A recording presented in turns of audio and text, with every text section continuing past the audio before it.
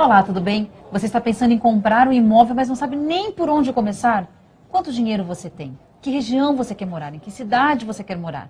É sobre tudo isso que eu converso agora com o Luiz Calado, que é vice-presidente do Instituto Brasileiro de Executivos de Finanças, do IBEF.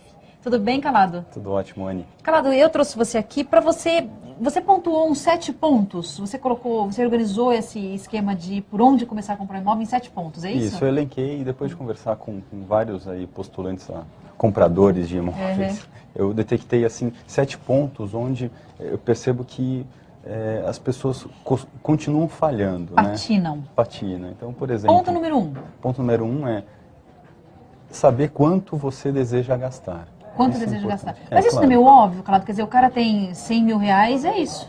Não, não é. Muitas pessoas financiam um imóvel. Então, saber antes quanto você quer gastar evita que você compre algo fora do seu orçamento. Entendi. Né? Eu brinco um pouco com a pessoa que vai comprar o automóvel. Né? Você vai numa concessionária de automóvel, se você não tem muito claro quanto você quer gastar, você sai com o top de linha. É verdade, sai com Mustang. Isso. Não pode. E a compra de imóvel, ela é muito emocional. Tá? Então, o primeiro ponto é saiba quanto você deseja gastar. Perfeito. Segundo ponto? Segundo ponto é você tentar simular um financiamento. Ótimo. Tá? Isso é fácil de fazer? Pelos bancos? Como é que é? Sim, tem muitos sites de bancos que já possuem essa ferramenta de simulação.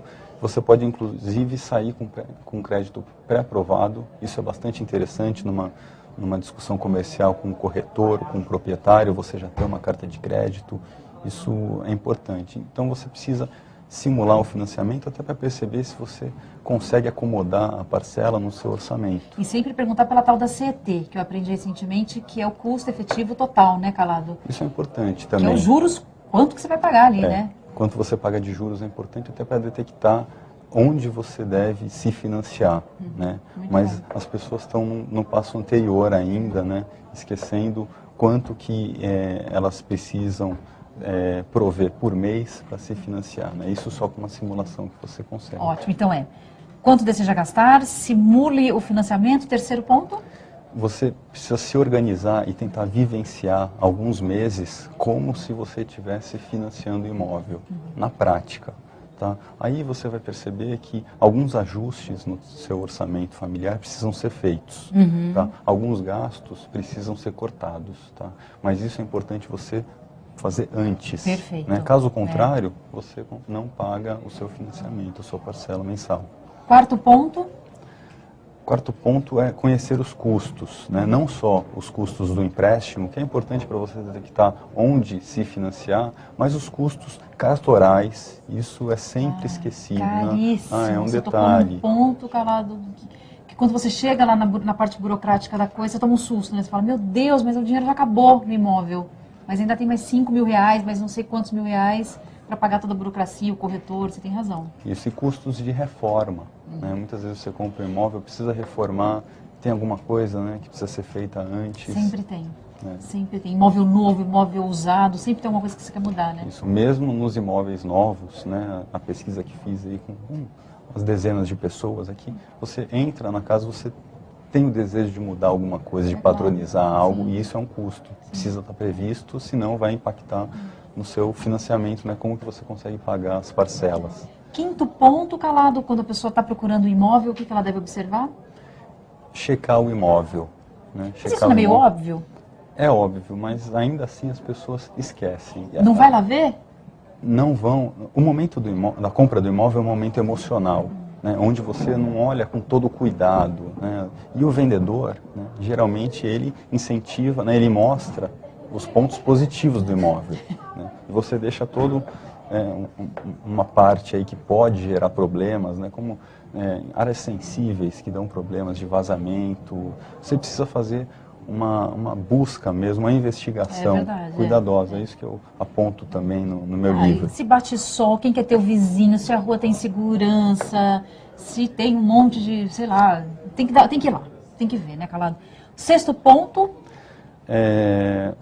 Pensar no futuro, né? Sua família vai crescer ou vai diminuir? Né? Se você já tem um filho em idade de universitário, ele pode desejar estudar fora, né? Em outro estado, em outra cidade, então sua família diminui.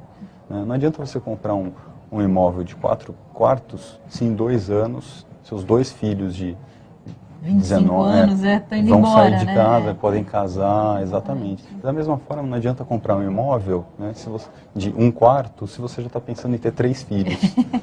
Né? Calado, e o 7º último ponto, qual seria?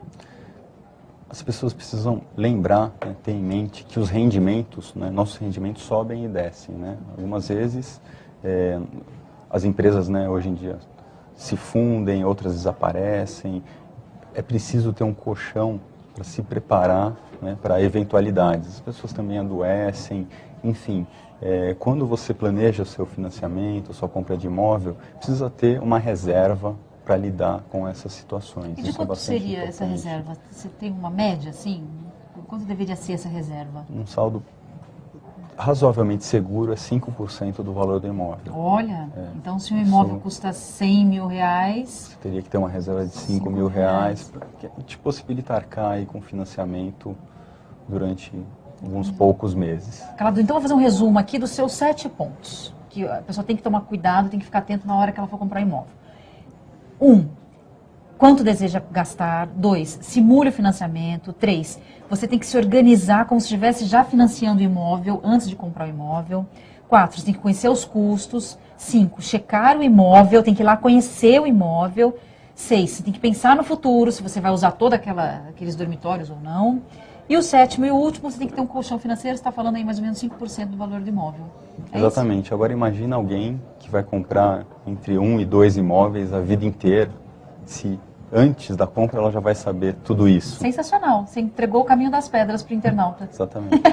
Luiz Calado, muito obrigada por ter vindo à Economia. A gente se encontra numa próxima entrevista. Eu que agradeço, Anny. Obrigado. E obrigada a você também que acompanhou mais essa entrevista super interessante, super bacana aqui no All Economia. Dessa vez a gente falou sobre o que você deve fazer quando você estiver pensando em comprar um imóvel. Eu te encontro no próximo bate-papo. Até lá.